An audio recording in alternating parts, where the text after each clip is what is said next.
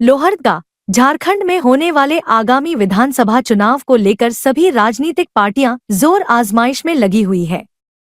राजनीतिक दल एक दूसरे पर निशाना साध आने वाले चुनाव में अपनी सरकार बनाने का दावा कर रहे हैं।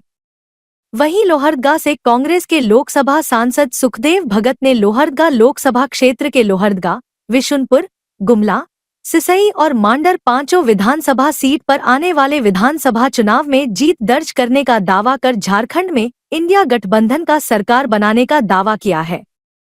सांसद सुखदेव भगत ने कहा, लोकसभा चुनाव नतीजे में हम लोहरदगा लोकसभा सीट के सभी पांचों विधानसभा सीट हमारे खाते में आए थे, इसे बरकरार रखना है। इंडिया गठबंधन को हमें जिताना है और हम पूरा तरह से कॉन्फिडेंट है। जनता इंडिया गठबंधन के पक्ष में है। एनडीए से यहाँ के आदिवासी मूलवासी नाराज है। सुखदेव भगत ने बीजेपी पर निशाना साधते हुए कहा, बीजेपी आदिवासी से नफरत करती है। इसका उदाहरण है झारखंड के जो प्रभारी है शिवराज सिंह चौहान, उनके कार्यकाल में आदिवासी युवक पर मूत्र त्यागा गया। वही असम के मुख्यमंत्री हेमंता बिस्वा शर्मा असम में रह रहे झारखंड के आदिवासी को टी गार्डन लेबर की दर्जा दे रखा है। तो इससे नाराजगी पता चलती है और बीजेपी की मंशा भी इसलिए आने वाले विधानसभा चुनाव निश्चित रूप से इंडिया गठबंधन जीत रही है।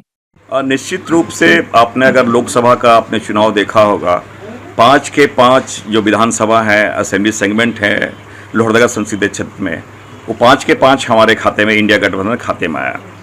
और जाहिर सी बात है कि इस टेम्पो को बरकरार रखना है और हम लोग 100% कॉन्फिडेंट हैं।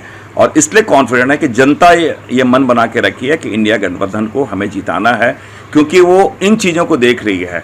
भारतीय जनता पार्टी यहाँ के लोग जो आदिवासी चाहे मूलवासी दोनों से नफरत करती है। आदिवासियों से नफरत का तो सबसे अच्छा मिसाल है जिनको इन्होंने प्रभारी बनाया है शिवराज चौहान जी का। वही शिवराज चौहान जी वो पहले बताएं कि उनके कार्यकाल में एक आदिवासी युवक के मुंह पे मूत्र त्यागा जाता है, वो यहाँ पे आए हैं। दूसरी बात, हेमंत बिस्वा शर्मा वो किनको रिप्लेस किए हैं, और मैं फिर आपके माध्यम से करूँ, वही हेमंत बिस्वा शर्मा पहले ये बताएं कि वहाँ के आदिवासियों को उन्होंने टी गार्डन लेबर की उन्होंने दर्जा दे रखी है। तो ऐसे बहुत सारे मुद्दे हैं। तो ये पता चलता कि आदिवासी वर्ग तो नाराज है ही है, साथ ही साथ यहाँ के आदिवासी मूलवासी दोनों वर्ग उनसे नाराज हैं।